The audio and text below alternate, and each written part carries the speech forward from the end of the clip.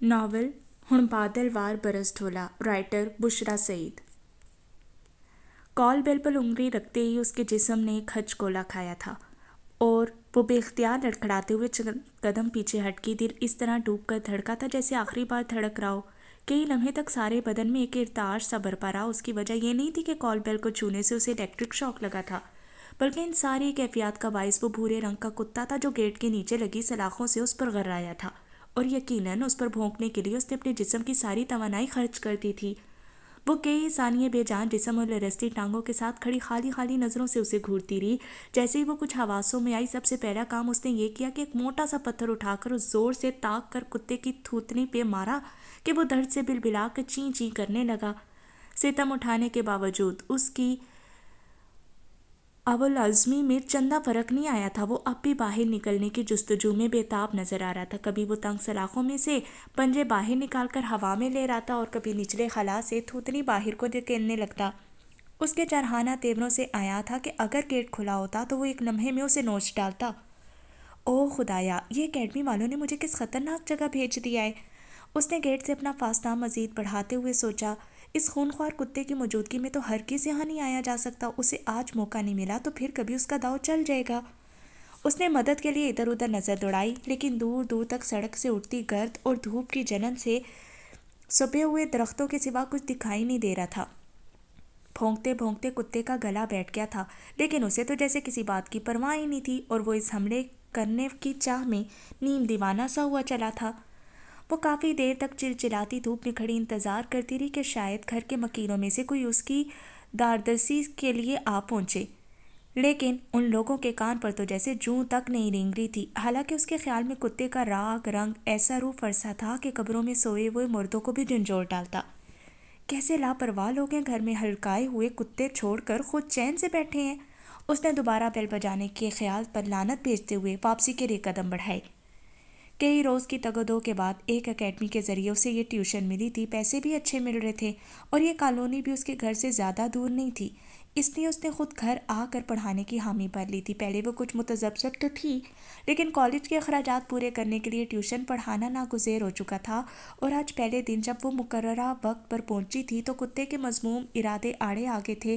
वो सड़क पार कर चुकी थी और उस घर से उसका फासला खासा बढ़ गया था, लेकिन कुत्ता अभी तक बदस्तूर भौंक रहा था। गो कि उसके भौंकने की ताकत अब खासी मानित पड़ चुकी थी और वो तकरीबन खांसने लगा था, लेकिन उसके जुनून में कमी नहीं आई थी। उसने जैसे ही मुड़कर एक नज़र पीछे डाली, कुत्ता बुरी तरह उछलकर ज़ोरों शोर से वावेला करने लगा। कुत्ते के उस तौहीन आमेज अंदाज ने उसे पतंगे से लगा दिए। वो तकरीबन दौड़ते हुए वापस आई और एक पत्थर उठाकर उसका निशाना लेने लगी। कोई बात नहीं, चाहे ये ट्यूशन मेरे हाथ से चली जाए, लेकिन मैं तुम्हें जिंदा नहीं छोड़ूंगी। मैं यहीं से पत्थर मार मार कर तुम्हें संसार कर दूंगी। मैंने बहुत बर्दाश्त कर लिया, बेहूदगी की कोई हद होती है। उसने बुड़बुड़ाते हुए पत्थर वाला हाथ बुलंद किया ही था कि अपने अकब में किसी की आवाज़ सुनकर चौंकने पर मजबूर हो गई। ब्लैक जीन्स और वाइट एंड ब्लू लाइनिंग वाली शर्ट में मलबूस वो खासा हैंडसम नौजवान था और गालबन उसे से मुखातिब था, क्योंकि कुत्ता तो शायद उसका मुखातिब नहीं हो सकता था। मोहतरमा, आप इस बेबस जानवर पर संहारी करके कत्ल जैसे कभी फेल की मरतकब होना चाहती हैं? आप किस खुशी में मुझसे बेतकल्लुफ़ हो रहे हैं? यहाँ से चलते फिरते नजर आइए, वरना मैं ये संगबारी आप पर भी कर सकती हूँ। इतनी देर से धूप की तंदी और कुत्ते की हाहाकार बर्दाश्त करके वो सख्त झुंझलाई हुई थी। ऊपर से उस अजनबी का अंदाज़े तखातुब उसे मज़ीद तपा गया। मुझ खाकसार को ताबिश कहते हैं और मैं जानवरों के लिए अपने दिल में नहायत गर्म गोशा रखता हूँ। उसके लहजे का नोटिस लिए बगैर वो ढिठाई से गोया हुआ। क्या आप पूछ सकते हो इस मासूम ने आपका क्या बिगाड़ा है? मासूम? उसने आंखें फैलाते हुए दोहराया। ज़रा इस मासूम को मौका तो देकर देखिए। जब ये आपकी लाश भंबोड़ रहा होगा तब आपको इसकी मासूमियत का सही अंदाज़ा होगा। और अब अपना रास्ता नापिए। मैं हर एरे गैरे से बातचीत नहीं किया करती। वो तेवरियाँ चढ़ाकर काट खाने वाले लहजे में बोली थी। मैं तो आपको ये बताने की कोशिश कर रहा था कि अगर आप इस गरीब को इस कदर सताएंगी तो ये गेट के ऊपर से हाई जंप के ज़रिए आप पर हमला कर देगा, और मुमकिन है अब तक ये तरकीब इसकी समझ में आ चुकी हो। आप मुझे डराने धमकाने में वक्त ज़ाया ना करें, मैं हर तरकीब से खुद निमट सकती हूँ। उसने लहजे को हदुल इम्कान पुरसकून रखने की कोशिश की, हालांकि उस दिल दहला देने वाले इंकशाफ पे उसके रोंगटे खड़े हो गए थे और वो गैर महसूस तौर पर कदम ब कदम पीछे हटने लगी। वो कुछ देर तो खड़ा उसके चेहरे के तने नकूश देखता रहा और फिर कंधे उचकाता एक तरफ चल पड़ा। उसे वापस मुड़ता देखकर उसको एक ख्याल सूझा। उसने आवाज़ में हतुल वसा मिठास खोलते हुए उसे पुकार लिया। भाई मेरा एक काम तो कर दीजिए। वो यकबार की तड़प कर मुड़ा था। भाई आप इतनी बदज़ोक हो सकती हैं, मैं सोच भी नहीं सकता था। इस आग बरसाते मौसम में आपकी ज़ुबान ने जो शोला उगला है उसने मेरी रूह को भी झुलसा डाला है। अब आपकी उम्र इतनी ज़्यादा भी नहीं कि मैं आपको अंकल कहूँ, और अगर मुझे आपसे काम पड़ ही गया है तो इतना भी मत फैलिए। बस ज़रा ये कॉल बेल तो बजा दीजिए। क्या? वो उछल कर पीछे हटा। आपने मेरी जान को इस कदर अर्जा समझ रखा है? यकीन मानिए मेरी इस कुत्ते से हरगिज़ कोई जान पहचान नहीं है। तो फिर जाइए, यहाँ खड़े मेरा दिमाग क्यों चाट रहे हैं? उसने माथे पर आए पसीने को ज़ोर से पूछा कि जिल दुखने लगी। खैर, अब मैं ऐसा भी गया गुजरा नहीं हूँ कि एक दुखी हसीना को इतनी सी मदद ना कर सकूँ। न जाने क्यों आपके लिए जान जोखिम में डालने को जी चाह रहा है। वो तेज़ कदमों से गेट की तरफ बढ़ा। उसके करीब आने पर कुत्ता हैरत अंगेज तौर पर पुरसकून हो गया था और अब दुम हिलाते हुए इधर उधर टहल रहा था।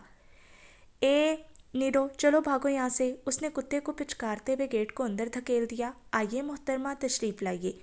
वो स्याह मुनव्वर आंखों में शरारत लिए उसके चेहरे पर नजरें जमाते हुए बोला। कुत्ता वहां से गायब हो चुका था। वो होंक बनी अभी तक वहीं जमी खड़ी थी।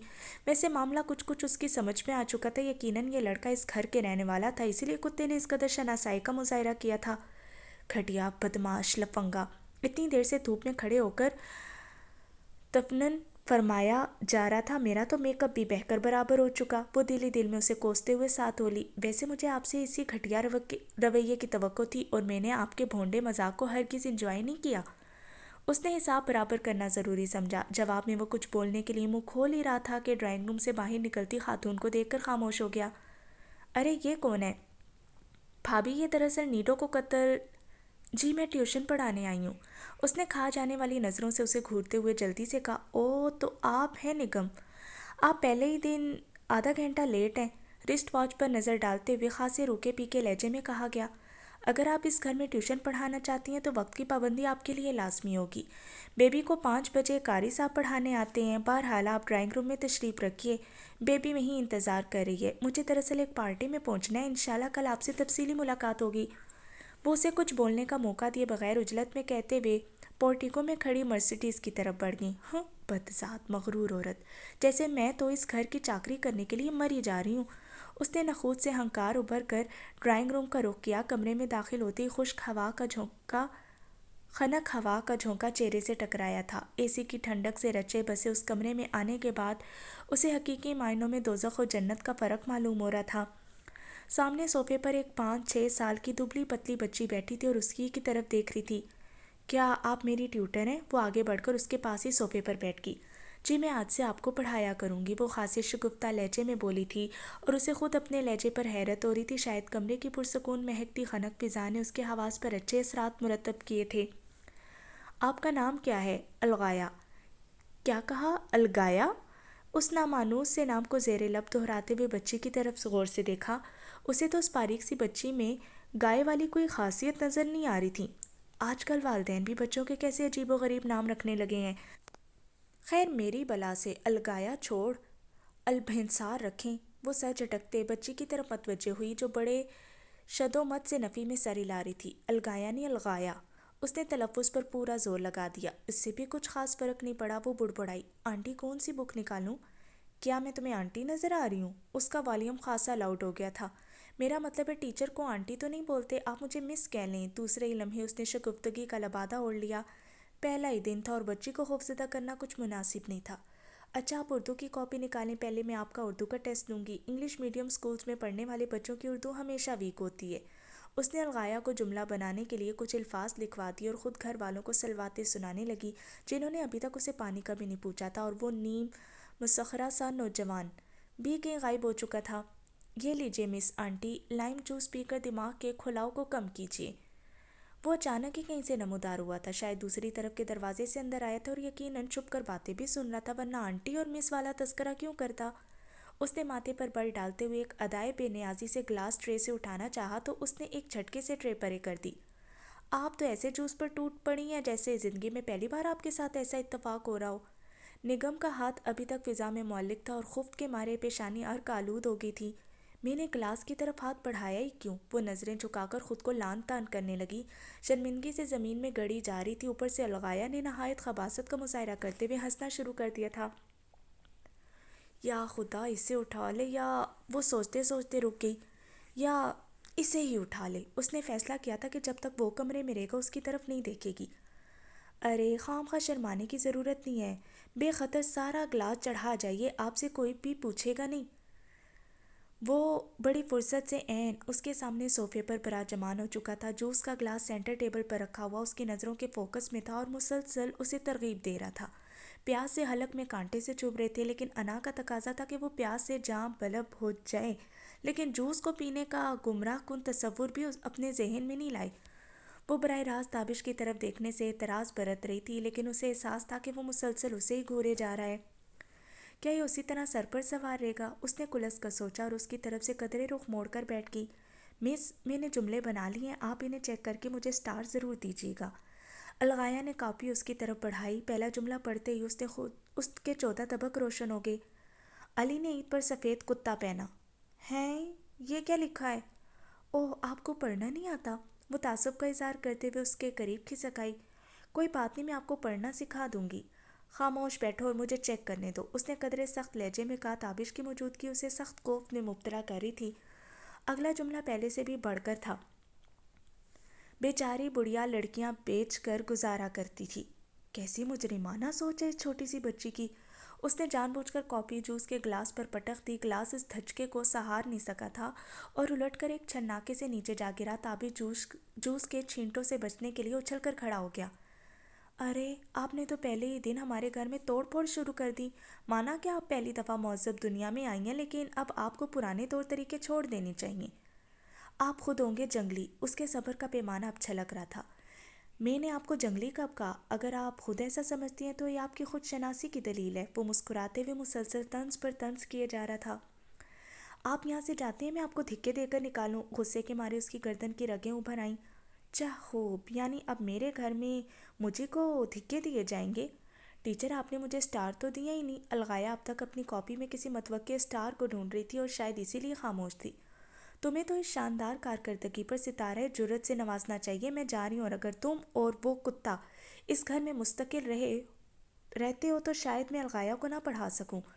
وہ دروازہ ایک دھماکے سے بند کر کے باہر نکل آئی۔ باہر نکلتے ہی لو کے تھیپڑے اس کا استقبال کیا تھا۔ شدید پیاس، جان لیوا گرمی اور اس قدر توہین کا احساس اسے رونا آ رہا تھا، لیکن سامنے دیکھتے ہی اسے حقیقتاً رونا آ گیا۔ نیڈو آنکھوں میں عجیب وحشیانہ چمک لیے نپے تلے قدموں سے اسی کی طرف بڑھا تھا۔ خوف سے اس کا دل اچھل کر حلق میں آ گیا۔ یا اللہ، مجھے اس موذی سے بچا لینا۔ اس نے خشک ہونٹوں پر زبان پھیرتے ہوئے پیچھے مڑ کر دیکھا۔ تابش ڈرائنگ روم کے دروازے میں کھڑا اس کی کیفیت سے محظوظ ہو رہا تھا۔ اگر اس کتے نے مجھ پر حملہ کیا تو میں تمہاری تکہ بوٹی کر دوں گی۔ میں اس گھر کی اینٹ سے اینٹ بجا دوں گی۔ خوف سے اس کی زبان میں لکنت آ گئی تھی اور جو الا بلا منہ میں آ رہا تھا وہ بولے جا رہی تھی، میں تم سب کو دیکھ لوں گی۔ تابش کی مسکراہٹ اور سکون میں سرمو فرق نہیں آیا تھا۔ آپ خود ماشاءاللہ اتنی باوصف ہیں۔ یہ بیچارہ آپ کے سامنے کیا حیثیت رکھتا ہے؟ اس کی طرف سے کھٹور پن کی انتہا پر نگہم کی ٹانگوں کی لرزش میں اضافہ ہو گیا۔ نیڈو کی اس سے قربت خطرناک حد تک بڑھ چکی تھی اور اس کے حلق سے نکلنے والی غراہٹیں اسے جی جان سے لرزا رہی تھیں۔ الغایا، اس نے گھگھیاتے ہوئے پکارا۔ کتے نے یکدم اس کی طرف چھلانگ لگا دی۔ بس پھر کیا تھا؟ اس نے آنکھیں بند کر کے دل خراش چیخوں کا تانتا باندھ دیا۔ کیا ہوا مس؟ الغایا اس کا ہاتھ پکڑ کر ہلا رہی تھی۔ آپ رو کیوں نہیں ہیں؟ اس نے ڈرتے ڈرتے آنکھیں کھولیں تو نیڈو کو تابش کے قدموں میں لوٹتے دیکھ کر اس کا جی چاہا کہ زمین پھٹے اور وہ اس میں سما جائے، لیکن اس وہ سے مراد وہ تھا جو منہ پھاڑ کر یوں کہکے لگا رہا تھا جیسے کوئی میدان مار لیا ہو۔ اس نے قہر آلود نظروں سے اسے دیکھتے ہوئے الغایا سے ہاتھ چھڑا لیا اور تقریباً بھاگتے ہوئے گیٹ سے باہر نکل آئی۔ تابش نے گیٹ تک اس کا تعاقب کیا تھا۔ کل آپ کس وقت آئیں گی؟ دیکھیے ذرا جلدی آ جائیے گا، کہیں بھابھی آپ کو نکال کر کوئی نئی ملازمہ نہ رکھ لیں۔ وہ اپنے گھر تک اسے انواع اقسام کے نازیبا ناموں سے یاد کرتی ہوئی آئی تھی۔ آج کا دن اس قدر منحوس ثابت ہوگا، اگر اسے علم ہوتا تو کبھی گھر سے قدم باہر نہ دھرتی۔ اتنے صدمات اٹھانے کے بعد ایک اور حادثہ اس کا منتظر تھا۔ ویگن میں اسے پچھلے حصے میں بیٹھنے کی جگہ ملی تھی۔ بے طرح پیاس اور اعصاب شکن تذلیل نے اس کی رگ رگ میں کھچاوٹ پیدا کر دی تھی۔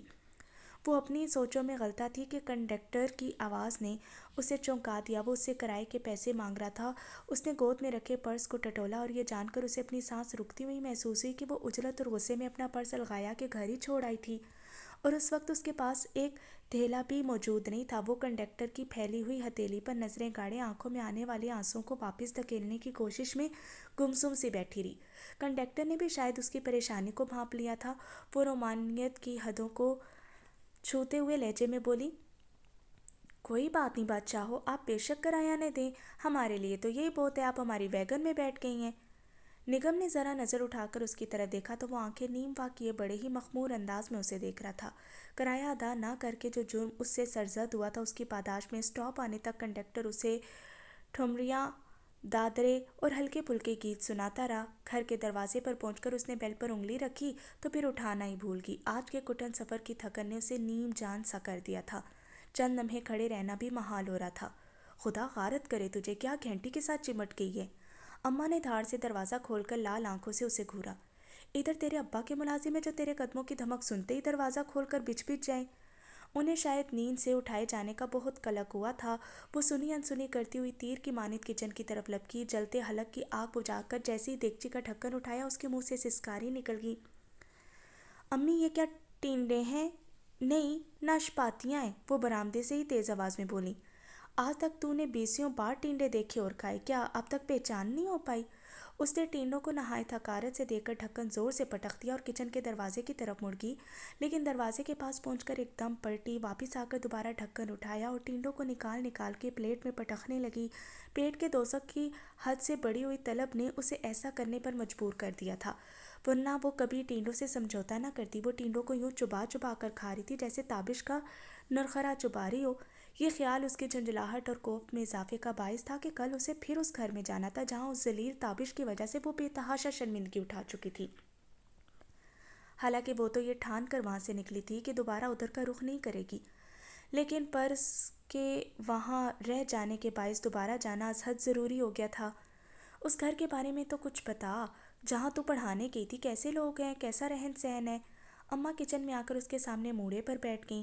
وہ مختصراً انہیں بتانے لگی، لیکن جان بوجھ کر تابش والا قصہ گول کر گئی۔ وہ اس واقعے کا ذکر کر کے مزید بدمزگی نہیں پیدا کرنا چاہتی تھی۔ چلو پھر تو ٹھیک ہے، کوئی خاص مشقت بھی نہیں اور اچھے بھلے روپے بھی مل رہے ہیں، تو 2-4 اور گھروں کے بچے بھی پڑھا دیا کر۔ ہاں یاد آیا، کل زینا کا اردو کا پرچہ ہے، اسے تو ذرا تیاری کروا دے۔ اس کی ماں تو ابھی مرگ والے گھر سے لوٹی نہیں اور بیچاری بچی صبح سے قاعدہ لے کر بیٹھی تیری راہ تک رہی ہے۔ کیا؟ اس کے ہاتھ سے نوالا چھوٹ گیا۔ بس اب یہ نہ کہنا کہ میں ہل جوت کے لوٹی ہوں، تھکن سے برا حال ہے۔ ابھی سے بچی کو پڑھانے بیٹھ جا، شام ہونے کو آئی ہے۔ اماں اٹھ کر باہر چلی گئی۔ زینی اس کے تاثرات دیکھتے ہی خوف سے سمٹ گئی تھی۔ لاؤ، کہاں ہے قاعدہ؟ وہ پھاڑ کھانے والے لہجے میں دھاڑی۔ سہمی ہوئی بچی نے جلدی سے قاعدہ اس کی جھولی میں پھینک دیا۔ کیا ہاتھ ٹوٹے ہوئے ہیں؟ یسو پنجو کھیلتے ہوئے تو کبھی نہیں ٹوٹے۔ صبح سے اس کے ذہن میں لاوا سا پک رہا تھا جو کسی طرح باہر کا راستہ چاہتا تھا۔ اب زینی کی صورت میں ایک آسان ہدف اسے مل چکا تھا اور جھنجھلاہٹ نے اس کے سوچنے سمجھنے کی صلاحیتیں مفقود کر دی تھی۔ چند ہی لمحوں میں کمرہ ایک پرائیویٹ عقوبت خانے کا منظر پیش کرنے لگا۔ میم الف ما رے ساکن مار، میم الف مو رے مور۔ زینی خوف سے مغلوب آواز میں منمنائی تھی، میم الف ما رے ساکن مار۔ اس نے زینی کی کمر میں دھموکہ جڑ دیا، یہ ہوتی ہے مار، میم الف ما رے الف را مارا، ایسے مارا جاتا ہے۔ دوسرے وار سے زینی اڑتی ہوئی زمین پر آ رہی تھی۔ نگم پر تو وحشت سوار ہو چکی تھی۔ اس نے زینی کو دھنک کر رکھ دیا۔ چیخو پکار کی آواز سن کر اماں دوڑتی ہوئی اندر آئیں تو یہ دیکھ کر ان کا کلیجہ دہل گا کہ زینی کو پہچاننا خاصا مشکل امر ہو چکا تھا۔ اماں تو کیا، اس کی اماں بھی اس وقت اپنی لختے جگر کو دیکھتی تو پہلی نظر میں دھوکہ کھا جاتی۔ اس کے بال بکھرے ہوئے تھے اور آنکھوں پر فقط اتنی پلکیں باقی رہ گئی تھی جنہیں آسانی سے گنا جا سکتا تھا۔ وہ کسی نیچے کھچے پرندے کی مانند نظر آ رہی تھی۔ اس وقت وہ زمین پر گری تھر تھر کانپ رہی تھی اور نگم کسی جلاد کی مانند اس کے سر پر تن کر کھڑی تھی۔ باہر سے کسی کا کلیجہ چبا، یہ کیا؟ ڈائن بن کر معصوم بچی کو بھی موڑنے لگی۔ انہوں نے اسے دھکا دے کر پیچھے ہٹایا اور لرزتی ہوئی زینی کو آغوش میں بھیج دیا۔ کیا اس کو بھی ایسے پڑھا کر آئی ہے؟ اماں میں تو اسے بکواس بند کر گھر آتے ہی آنکھیں ماتھے پر رکھ لیں۔ باہر تو لوگ جوتے مارے وہ بھی بھلے لگتے ہیں، ذرا بچی کو پڑھانے کا کہہ دیا تو اس کی جان کے در پہ ہو گئی۔ اماں میں نے تو آہستہ سے ٹوکا دیا تھا، یہ پھسل کر چارپائی سے گر پڑی، آپ تو خواہ بات بڑھا رہی ہیں۔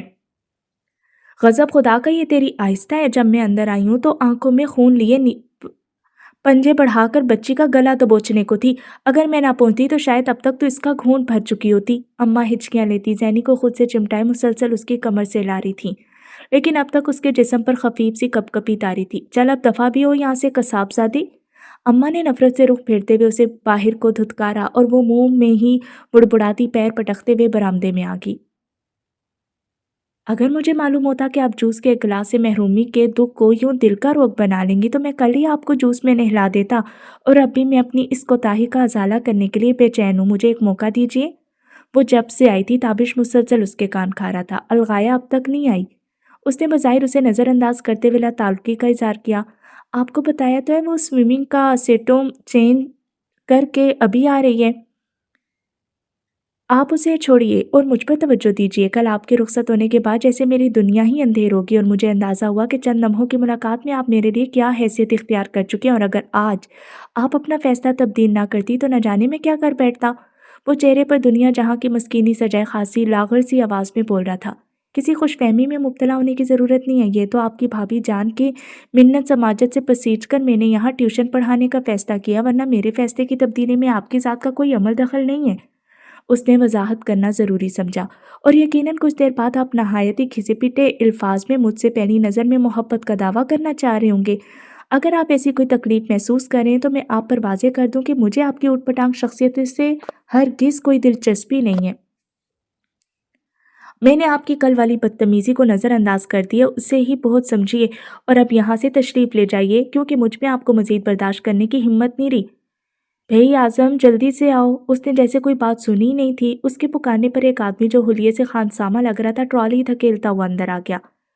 ٹھیک ہے تم جاؤ۔ یہ دیکھیں مس نگم، میری بے قراری کا اندازہ لگائیے میں نے آپ کے لیے کیا کیا اہتمام کیا ہے۔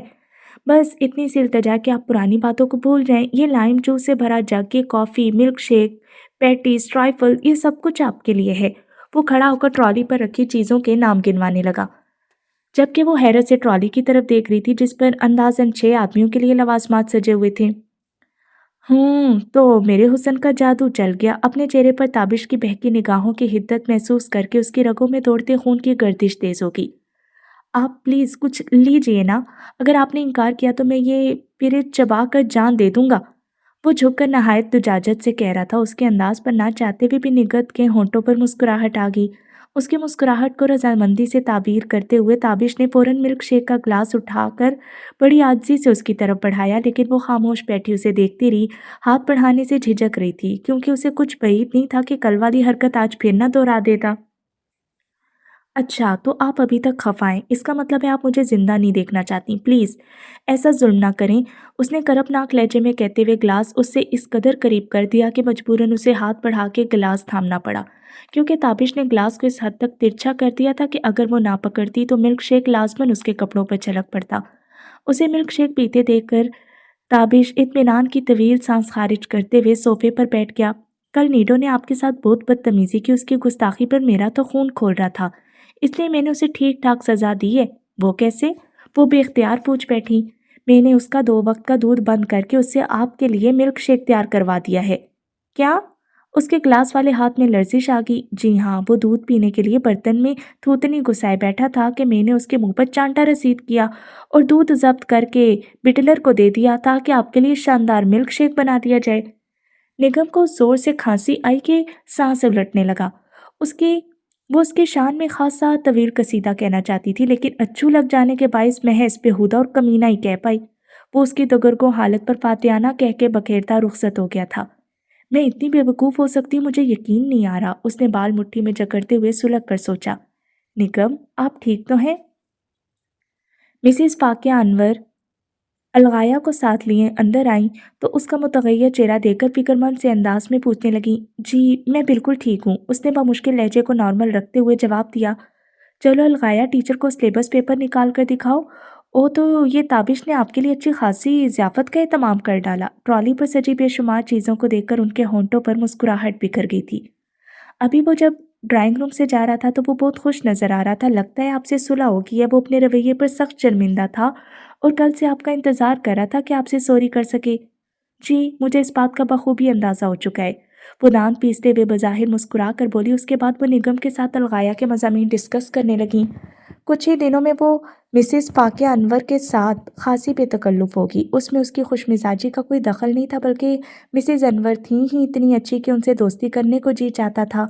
اس نے ان کے بارے میں پہلے دن جو تاثر قائم کیا تھا وہ کچھ ہی دنوں میں زائل ہو گیا۔ وہ ہر روز کچھ وقت اس کے پاس ضرور بیٹھتی اور دوستانہ ماحول میں ان سے بات چیت ہوتی رہتی۔ ان کو بھی اپنی شخصیت میں شاہانہ تمطراق رکھنے والی یہ منفرد سی لڑکی بہت بھائی تھی۔ ان کی پسندیدگی کی ایک اہم وجہ اپنے اکلوتے دیور کی زور زبردستی روز بروز بڑھتی ہوئی وارفتگی بھی تھی۔ کچھ ہی دنوں بعد انہوں نے نگم کو اسی کالونی کے ایک اور گھر میں ٹیوشن دلوا دی اور وقت بھی ایسا مقرر کروا دیا تھا کہ وہ الغایا کو پڑھا کر فارغ ہوتی تو دوسرے گھر میں پڑھانے کا وقت ہو جاتا۔ نگم اپنی آمدنی میں اضافے کے باعث کچھ مطمئن تو تھی، لیکن چھوٹے بچوں کو پڑھانا کس قدر مشکل کام ہے اس کا اسے پہلے سے ہرگز کوئی اندازہ نہیں تھا۔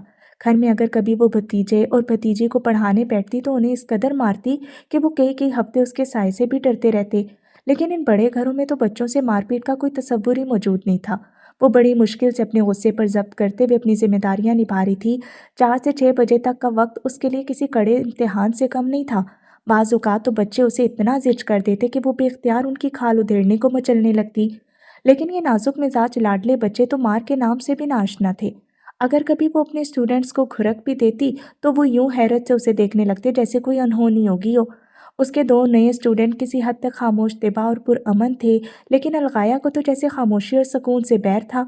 وہ عجیب و غریب بے سروپا سوالات کر کر کے اس کا ناک میں دم کر دیتی، اور ایسے وقت میں جب اس کا پارا بہت چڑھا ہوتا تابش اس کا ضبط آزمانے پر تل جاتا اور اسے اس بے طرح چڑھا دیتا کہ وہ غصے سے پھٹ پڑتی۔ تابش کی لنترانیاں تو اب معمول کی طرح لگنے لگی تھیں، بلکہ اگر وہ کسی دن گھر میں موجود نہ ہوتا تو نگم کو بے عنوان سے اضطراب کا احساس ہونے لگتا، لیکن ایسا شاذ و نادر ہی ہوتا تھا۔ بعض اوقات تو اسے شک ہونے لگتا کہ وہ خاص طور پر اس کی خاطر 4 سے 5 بجے تک کا وقت گھر پر گزارتا تھا، اور یہ خیال کچھ ایسا غلط بھی نہیں تھا۔ وہ جتنا وقت الغایا کے ساتھ موجود رہتی وہ ڈرائنگ روم کے آس پاس ہی منڈلاتا رہتا۔ نہ جانے اس کی بے چینی میں پیار کا کوئی رنگ تھا، یا وہ خود ہی کسی ایسے رنگین پردے کی اوٹ سے اسے دیکھنے لگی تھی کہ اسے تابش کے ہر انداز میں پیار ہی پیار نظر آتا۔ دھیرے دھیرے وہ دھڑکن کے سرتال میں راگ بن کر بس گیا تھا۔ راتوں کی چپ میں کچھ خواب ستارے پلکوں کی منڈیروں پر اتر آتے اور وہ ساری رات پلکیں نہ جھپکاتی کہ کہیں یہ ستارے ٹوٹ کر ریت نہ ہو جائیں۔ مس، ہمیں لان میں بیٹھنا ہوگا، لائٹ گئی ہوئی ہے اور جنریٹر بھی خراب ہے، الغایا نے اطلاع دی تھی۔ وہ لان میں کین چیئرز پر آ بیٹھے۔ فضا میں بادلوں کی آہٹ سن کر بے اختیار ہی اس کا موڈ اچھا ہو گیا تھا۔ موسم کی سانسیں برکھارت کے خمار سے بوجھل تھیں، بھیگی ہوا کومل سروں میں سرگوشیاں کر کے بدن میں سرمستی پیدا کر رہی تھی۔ بوگن ویلیا کے نازک پھولوں سے چھیڑ چھاڑ کرتی چنچل گورایوں کی مدھر چہکاریاں شوق پروائی کے سرگم سے ہم آہنگ ہو کر عجب سما باندھ رہی تھیں۔ اس کے من میں امنگ جاگی کہ دھنک کے پازیب پہن کر تتلیوں کے بے چین رقص میں شریک ہو جائے، اور یہ انمول لمحے یوں ہی ٹھہرے رہیں۔ نہ جانے کتنی دیر وہ کوئی خود سی لہروں کے دوش پر جھولتی رہی کہ الغایا نے اس کی معیبیت کو توڑ دیا۔ اس کی آواز کے پتھر سے خیالات کی روح پہلے زنجیر کی کڑیاں ٹوٹ گئی تھیں۔ کیا بات ہے؟ وہ زہر خود لہجے میں گویا ہوئی۔ اسے الغایا کی یہ بیجا مداخلت سخت ناگوار گزری تھی۔ مس، آپ مجھے اس تتلی جیسی لگتی ہیں۔ اس نے انگلی سے ایک بے حد شوخ رنگوں والی بڑی سی تتلی کی طرف اشارہ کیا جو ابھی ان کے قریب سے ایک نیچی اڑان بھر کر گزری تھی اور اب دیوار سے لپٹی عشق پیچا کے سبز لمس کو محسوس کرنے کی جستجو میں اس کا رنگین بدن مسلسل ہلکورے لے رہا تھا۔ الغایا کی بات سن کر اس نے پہلے تتلی اور پھر الغایا کو گھورا۔ بڑے افسوس کی بات ہے الغایا کہ اپنی ٹیچر تمہیں کیڑے مکوڑوں جیسی لگتی ہیں۔ آپ ناراض کیوں ہو رہی ہیں؟ کیا میری بات اچھی نہیں تھی؟ بالکل اچھی نہیں تھی، بلکہ بہت بری تھی۔ کیا تمہیں میری 6 ٹانگیں، 2 پر اور میرے سر پر 2 انٹینے نظر آ رہے ہیں؟ اس نے تند آواز میں پوچھا۔ نہیں تو، الغایا کچھ نہ سمجھنے والے انداز میں سر ہلانے لگی۔ تو پھر میں تتلی کیسے ہوگی؟ تتلی بننے کے لیے ساری خصوصیات ضروری ہوتی ہیں جو ابھی میں نے گنوائی ہیں، اور اب مزید کوئی بے تک کی بات مت کرنا، خاموشی سے اپنا ہوم ورک کرو۔ اس نے کرسی کے پشت سے سر ٹکاتے ہوئے تنبیہ کی، لیکن وہ الغایا ہی کیا جو خاموش بیٹھ جائے۔ وہ وقفے وقفے سے کسی نئی گتھی میں الجھ جاتی اور اس کے سجھاؤ کے لیے نگم کے سر ہو جاتی۔ کیا تم کچھ دیر کے لیے اپنی چونچ بند نہیں رکھ سکتی؟ مس میری تو چونچ ہی نہیں ہے، چونچ تو پرندوں کی ہوتی ہے، کہ آپ کو نہیں پتا؟ او خدایا، اس بالشت بھر کی لڑکی نے تو جان عذاب میں کر دی ہے۔ اب اگر تم بولی تو میں تمہارا قیمہ بنا کر نیڈو کو کھلا دوں گی۔ وہ قیمہ نہیں کھاتا مس، اسے تو ہڈیاں چبانا اچھا لگتا ہے۔ وہ دھمکی کی سنگینی کو اکثر نظر انداز کر کے جلدی جلدی نیڈو کی پسند اور ناپسند کے بارے میں تفصیلاً بتانے لگی۔ نگم نے اپنے بائیں ہاتھ سے دائیں ہاتھ کو مضبوطی سے پکڑ لیا تھا، کیونکہ وہ الغایا کے رخسار کو چھونے کی خواہش میں سخت بے قرار ہو رہا تھا۔ بس اب تم چھٹی کرو، تمہارے قاری صاحب کے آنے کا وقت ہو گیا ہے۔ وہ دکھتی کن پٹیوں کو دباتے ہوئے بھینچی بھینچی آواز میں بولی۔ الغایا نے اپنی خداداد صلاحیتوں کے بلبوتے پر صرف 45 منٹ کے قلیل عرصے میں اس کے دماغ کی چولیں ہلا کر رکھ دی تھیں۔ اس کے جانے کے بعد نگم نے اطمینان کی طویل سانس دی اور اٹھ کر یوں ہی بے مقصد ٹہلنے لگی۔ ابھی اس کا جانے کا کوئی ارادہ نہیں تھا، اس خوابناک ماحول کا تقاضا تھا کہ وہ کچھ دیر یہیں ٹھہر جائے۔ ہوا کے ہاتھ ساز فطرت کے تاروں کو جھنجھنا کر ایسی نغمگی پیدا کر رہے تھے کہ جسم کا رواں رواں اس انوکھی لے پر رقصاں ہو گیا تھا۔ اچانک اس کے تھرکتے قدم جیسے نادیدہ زنجیروں نے جکڑ لیے اور نگاہیں انگور کی اس بیل میں اس طرح الجھی تھیں کہ وہ کئی لمحے مبہوت سی کھڑی رہی۔ وہ دراصل اس طرف پشت کیے بیٹھی ہوئی تھی، اسی لیے اب تک شیڈ پر چڑھی ہوئی انگور کے گچھوں سے لدی پھندی بیسیوں بل کھاتی ہوئی یہ بیل اس کی نظروں سے اوجھل تھی۔ اس نے آگے بڑھنے کے لیے قدموں کو جنبش دینا چاہی، لیکن قدم تو جیسے وہیں جم کر رہ گئے تھے۔ رس ٹپکاتے سبز انگوروں کی کھلی ترغیب کو نظر انداز کر دینا اس کے بس سے باہر تھا۔ بیچارے انگور کیسے تھوتنیاں لٹکائے ترس رہے ہیں کہ کوئی ان کو پیار سے نوچ کھسوٹ کر ان کا مقصد حیات پورا کر دے، اور اپنی استعداد سے بڑھ کر بوجھ سنبھالے ہوئے یہ تھکن سے چور بیل کیسی مسکین لگ رہی ہے۔ وہ انگوروں کی بیل کا دکھ اپنے دل میں محسوس کر رہی تھی۔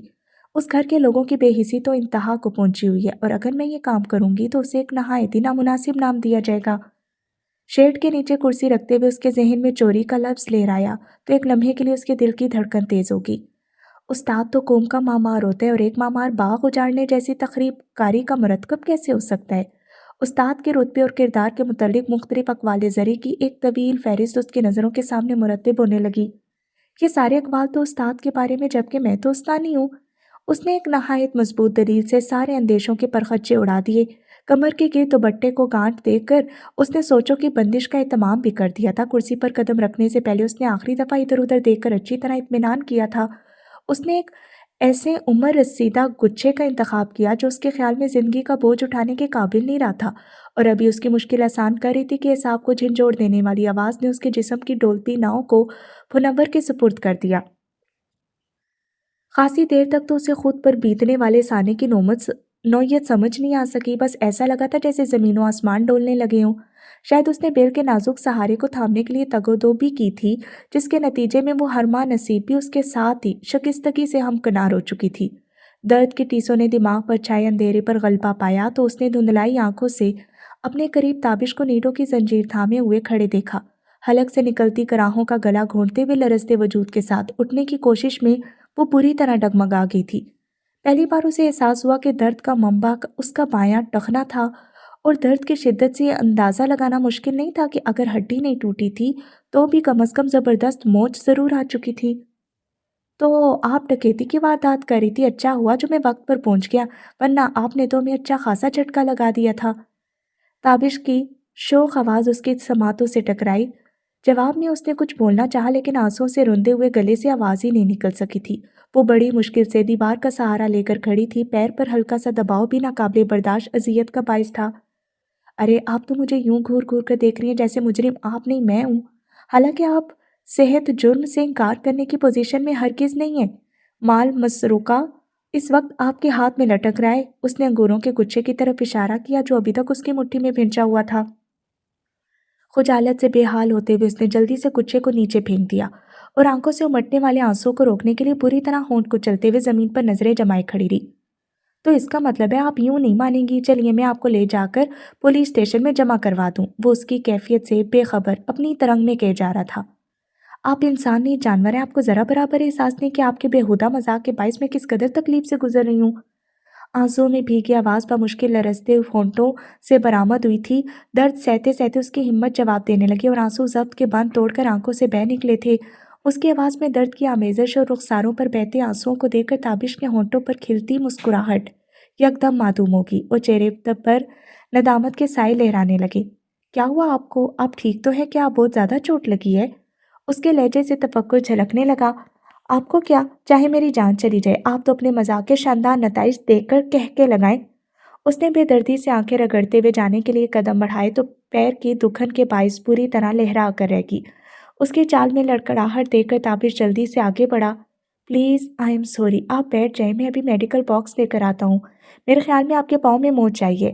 وہ گھٹنوں کے بل نیچے بیٹھ کر اس کے پاؤں کی طرف ہاتھ بڑھاتے ہوئے بولا، لائیے میں جوتا اتار لوں۔ خبردار جو آپ نے مجھے ہاتھ لگایا۔ وہ بھبک کر پیچھے ہٹی تھی۔ میں کوئی سیدھی سادھی معصوم لڑکی نہیں ہوں جو آپ جیسوں کے ہتھ کنڈوں کو نہ سمجھ سکوں۔ میری ٹوٹی ہوئی ہڈی کو ٹٹولنے کے بہانے آپ میرا پیر چھونا چاہتے ہیں؟ ہٹ جائیں، مجھے آپ کی عاشقانہ ہمدردیوں کی ضرورت نہیں۔